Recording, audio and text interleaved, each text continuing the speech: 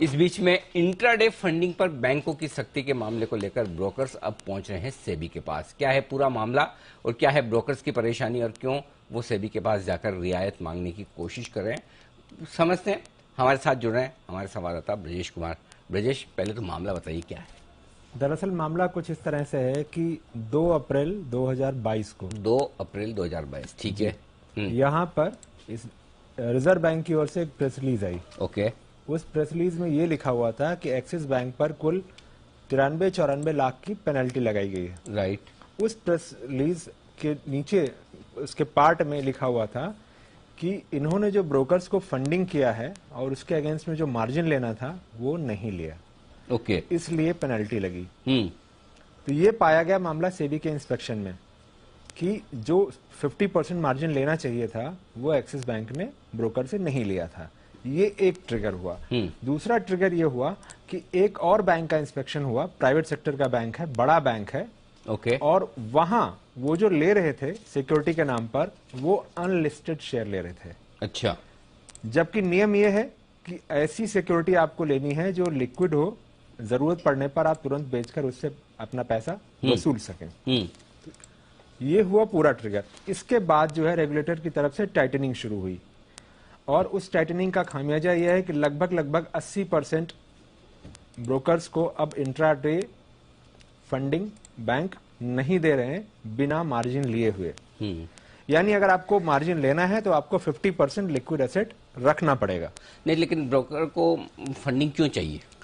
उनका यह कहना है कि एफ&ओ वाले जो सौदे हैं उनमें, या जैसे एफपीआई वाले सौदे हैं, तो एफपीआई वाले सौदों में जब तक कस्टोडियन के पास तक ट्रांसफर नहीं हो जाती सिक्योरिटी, ब्रोकर की जिम्मेदारी रहती कि सारा सब कुछ रिस्क वो देखे। तो उन सिचुएशन में उनको इंट्राडे फंडिंग की जरूरत पड़ती है।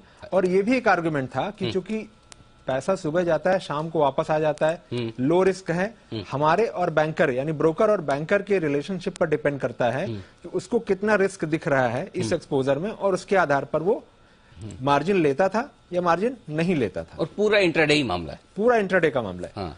तो इंट्राडे में बैंक कितनी फंडिंग किस ब्रोकर को दे रहा है उसके ऊपर पूरा मामला। उसमें यह कि 50% आपकी फंडिंग जो है वो लिक्विड होनी चाहिए। बिल्कुल। रिजर्व बैंक का नियम ये कहता है कि जो भी कैपिटल मार्केट का एक्सपोजर है 50% रखना चाहिए। तो लेकिन यहाँ पर इंटरप्रिटेशन का मामला था।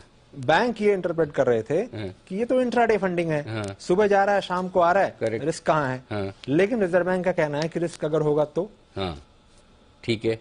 और लिक्विड से उनका मतलब ये कि आप अनलिस्टेड कंपनियों के शेयर मत लीजिए। कुछ बैंकों ने निकाला कि हाँ जी हम मार्जिन तो ले रहे हैं, मार्जिन हम ले रहे हैं, कंप्लाई कर रहे हैं, लेकिन निकला क्या कि वो अनलिस्टेड कंपनियों के शेयर ले रहे थे जिसे आप लिक्विड नहीं कह सकते। Okay. ये पकड़ा गया। इसके बाद टाइटनिंग शुरू हुई और मई के फर्स्ट वीक से पूरी टाइटनिंग शुरू हुई थी। और उसके बाद आते आते अब यह हालत है कि 80% जो ब्रोकर्स हैं उनके तक अभी पूरी 100% नहीं हुआ है, लेकिन 80% तक ये हो गया कि जब तक आप मार्जिन नहीं देंगे 50% आपको कोई एक्सपोजर मिलने वाला नहीं है। तो बैंकों ने फंडिंग टाइट कर दी। बिल्कुल टाइट कर दी। अब ब्रोकर क्या कर रहे हैं? अब ब्रोकर ये कह रहे हैं कि इससे तो एफ&ओ का जो वॉल्यूम है, जो इंस्टीट्यूशनल ट्रेड है, वो सारे के सारे फंसेंगे। तो इससे तो मार्केट में और दिक्कत हो जाएगी। ब्रोकर्स का आर्गुमेंट ये है कि हम इतना सारा मार्जिन और इतना सारा सब कुछ एक्सचेंज के साथ, क्लियरिंग के साथ रखते हैं पहले से, और ये आप बैंक पर छोड़िए कि वो ये डिसाइड करे कि मुझे उसको पैसे देने में या फंडिंग देने में कितना रिस्क है। आप माइक्रो मैनेज मत कीजिए। तो ये ब्रोकर्स इस मांग के साथ रेगुलेटर के पास जाने की तैयारी कर रहे हैं। वाया सेबी के पास जाएंगे और उसके बाद ये मैसेज धीरे धीरे आरबीआई को पहुंचाया जाएगा। वो ये चाहते हैं कि सेबी आरबीआई से बात करे कि ये जो टाइटनिंग है ये अगर की जाएगी तो इसका असर काफी बड़ा हो सकता है और इसलिए इस मामले पर रियायत दी जानी चाहिए। ओके, तो चलिए अब सेबी के दरबार में पहुंचा है मामला। हाँ, सेबी के सामने गुहार लगाई गई है। अगर वहां से उनकी सुनवाई होती है और वो ये चाह रहे हैं कि मामला रिजर्व बैंक तक पहुंचाया जाए, नहीं तो जो एफपीआई वाले सौदे हैं वहां पे शायद दिक्कत होगी, जो एफ&ओ के वॉल्यूम है वहां पे शायद असर पड़े। परफेक्ट, ठीक है, डन। तो ये है एक बड़ी खबर जो ब्रोकर्स की फंडिंग को लेकर आपके सामने रखी ब्रजेश ने। सेबी से जुड़े हुए कोई भी नियम, ब्रोकिंग इंडस्ट्री से जुड़े हुए कोई भी नियमों में किसी भी तरह का बदलाव हो, किसी भी तरह का पॉलिसी मैटर बनने या बदलने वाला हो, ब्रजेश की नजर पैनी उस पर रहती है और वो सबसे पहले आपके सामने ये खबर लाकर रखते हैं जो आती हुई दिख रही है। तो वॉल्यूम्स पर भी असर पड़ेगा, बिल्कुल पड़ेगा, असर पड़ेगा। ब्रजेश पहले से ही कह रहे हैं असर पड़ेगा, तो प्रॉब्लम हो जाएगी आगे जाके। आशंका जताई गई है। ठीक है।